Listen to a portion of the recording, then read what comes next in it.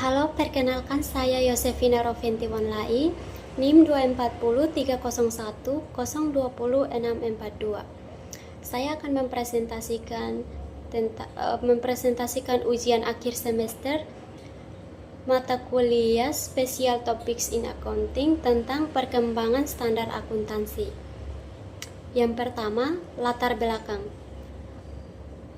Akuntansi merupakan bahasa bisnis yang menyediakan informasi keuangan untuk pengambilan keputusan ekonomi. Dengan adanya globalisasi, standar akuntansi terus berkembang guna meningkatkan transparansi, akuntabilitas, dan kesesuaian dengan IFRS. Di Indonesia, DSAK IAI mulai mengadopsi IFRS sejak 2008 untuk memperkuat daya saing dan menarik kepercayaan investor. Perkembangan standar ini penting untuk kualitas pelaporan, terutama bagi perusahaan lintas negara. Namun, adopsi IFRS menghadapi tantangan karena perbedaan ekonomi, budaya bisnis, dan sistem hukum antar negara. Oleh karena itu, pemahaman dan dinamika standar akuntansi sangat penting bagi seluruh pemangku kepentingan. Yang berikut rumusan masalah. Yang pertama di sini saya akan membahas tentang pengertian akuntansi, standar akuntansi. Yang kedua, fungsi dan tujuan standar akuntansi. Yang ketiga, bagaimana sejarah perkembangan standar akuntansi di dunia. Yang keempat, sejarah standar akuntansi di Indonesia. Yang kelima, konvergensi dengan IFRS. Yang keenam, apa saja tantangan dan prospek masa depan. Nah, tujuan dari rumusan masalah tersebut adalah yang pertama, kita mengetahui pengertian standar akuntansi. Yang kedua, fungsi dan tujuan standar akuntansi itu apa. Dan yang ketiga, kita akan membahas tentang bagaimana sejarah perkembangan standar akuntansi di dunia. Dan yang keempat, kita akan membahas juga tentang bagaimana sejarah standar akuntansi di Indonesia. Dan yang kelima, konvergensi dengan IFRS. Dan yang keenam, tantangan dan prospek masa depan. Yang berikut pengertian standar akuntansi. Standar akuntansi adalah prinsip, aturan, dan pedoman yang ditetapkan oleh badan otoritatif untuk digunakan dalam penyusunan pengajian laporan keuangan. Di Indonesia, standar ini ditetapkan oleh Dewan Standar Akuntansi Keuangan atau DSAK yang berada di bawah Ikatan Akuntansi Indonesia IAI. Standar ini mencakup berbagai aspek seperti pengakuan, pengukuran, penyajian, dan pengungkapan informasi keuangan. Standar akuntansi keuangan atau SAK adalah pernyataan resmi yang menjadi pedoman dalam pelaporan keuangan entitas yang berlaku di Indonesia IAI 2023. Yang berikut fungsi standar akuntansi. Yang pertama, sebagai pedoman penyusunan laporan keuangan, itu memberikan kerangka dan acuan menyusun laporan keuangan agar sesuai dengan prinsip yang berlaku umum. Yang berikut memberikan informasi yang relevan dan andal. Nah, di sini memastikan bahwa informasi dalam laporan keuangan bermanfaat bagi para pemangku kepentingan dalam pengambilan keputusan. Yang berikut menyesuaikan dengan praktik global. Di sini menyelaraskan praktik domestik dengan standar internasional seperti IFRS guna mendukung daya saing dan investasi lintas negara. Yang berikut menjamin konsistensi dan keterbandingan. Nah, di sini laporan keuangan antar periode dan antar perusahaan dapat dibandingkan karena menggunakan metode dan prinsip yang seragam. Yang terakhir, meningkatkan transparansi dan akuntabilitas. Maksud dari ini ada penggunaan informasi dapat memahami posisi kinerja keuangan suatu entitas secara jelas dan dapat dipercaya. Yang berikut tujuan standar akuntansi. Yang pertama, melindungi kepentingan penggunaan laporan keuangan seperti investor, kreditor, regulator, dan masyarakat dengan memastikan laporan yang disajikan tidak menyesatkan.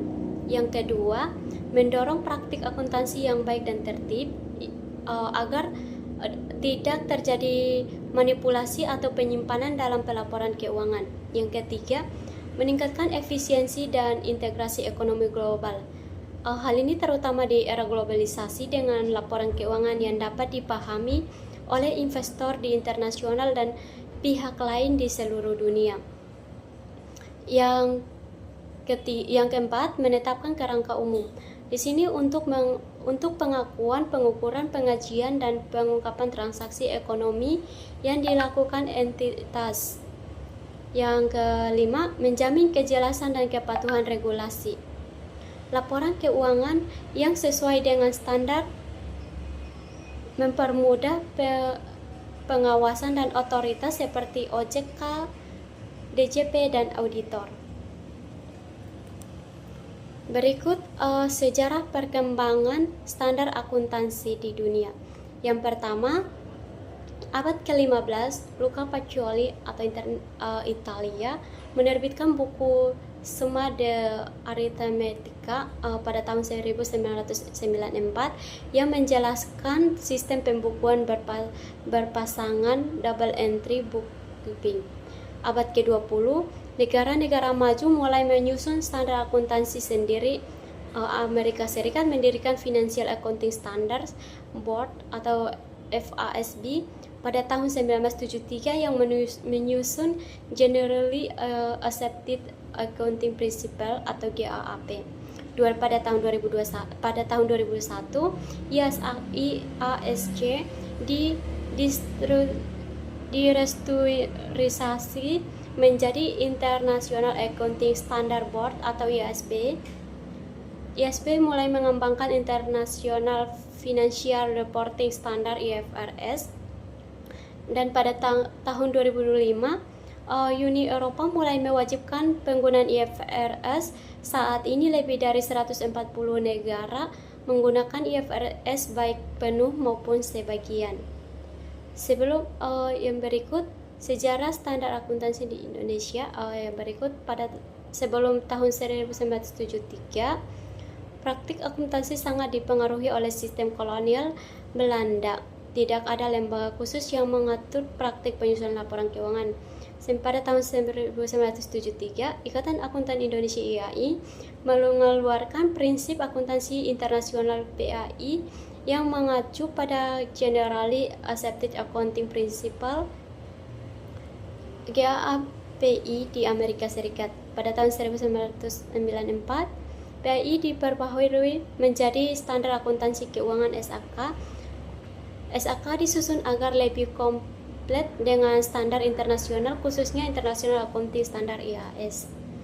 Pada tahun 2008 sampai 2012, konvergensi dengan IFRS dimulai pada tahun 2012. Indonesia mengatakan telah mengadopsi IFRS per 1 Januari 2012. Yang berikut, diversifikasi SAK. IAI menerbitkan SAK etap pada tahun 2009, SAK Syariah dan SAK EMKM pada tahun 2016 untuk mengakomodasi berbagai jenis entitas. Berikut pengertian konvergensi IFRS. Konvergensi IFRS adalah proses yang penyesuaian standar akuntansi lokal suatu negara agar selaras dengan International Financial Reporting Standard atau IFRS yang dikeluarkan oleh International Accounting Standard Boards IASB. Timeline konvergensi di Indonesia. Pada tahun 2008, proses konvergensi IFRS dimulai oleh IAI. 1 Januari 2012 resmi menetapkan SAK berbasis IFRS. Pendekatan konvergensi bertahap, bukan adopsi penuh atau full adoption. Tujuan konvergensi: yang pertama, meningkatkan keterbandingan laporan keuangan antar negara. Yang kedua, meningkatkan kualitas pelaporan keuangan entitas nasional. Yang ketiga, mendorong investasi asing dan transparansi pasar modal. Yang berikut, tantangan dan prospek masa depan. Tantangan yang pertama, kompleksitas IFRS. IFRS cukup teknis dan rumit, sulit bagi entitas kecil dan menengah. Yang kedua, keterbatasan sumber daya. Banyak akuntan belum sepenuhnya memahami IFRS. Yang ketiga, perbedaan lingkungan hukum. Beberapa ketentuan IFRS tidak cocok dengan regulasi Indonesia. Yang keempat, biaya implementasi perubahan sistem membutuhkan teknologi dan biaya tambahan. Yang kelima, kurangnya kesadaran atau sosialisasi IFRS belum merata. Prospek masa depan. Yang pertama, peningkatan transparansi meningkatkan kualitas dan kepercayaan laporan keuangan. Yang kedua, akses pasar global lebih mudah menarik investasi internasional. Yang ketiga, standar lebih adaptif SAK, EMKM, dan SAK syariah sesuai kebutuhan lokal. Yang keempat, kemajuan teknologi digitalisasi mendukung penerapan IFRS. Yang kelima, sinergi pendidikan kurikulum berbasis IFRS meningkatkan kualitas SDM. Kesimpulan, standar akuntansi merupakan pedoman penting dalam penyusunan dan pengajian laporan keuangan yang andal, relevan, dan dapat diperbandingkan. Di Indonesia, perkembangan standar akuntansi telah melalui beberapa fase penting, mulai dari prinsip akuntansi Indonesia PAI, kemudian menjadi standar akuntansi keuangan SAK, hingga proses konvergensi dengan International Financial Reporting Standard IFRS. Konvergensi ini bertujuan untuk meningkatkan kualitas pelaporan keuangan, memperkuat transparansi, serta memperluas akses terhadap pasar internasional. Namun, dalam penerapannya masih dihadapkan pada berbagai tantangan seperti keterbatasan sumber daya, kurangnya pemahaman, dan perbedaan regulasi lokal. Meski demikian, prospek masa depan penerapan standar akuntansi di Indonesia sangat positif, terutama dengan dukungan teknologi, pendidikan, dan reformasi kelembagaan. Demikian presentasi dari saya. Terima kasih.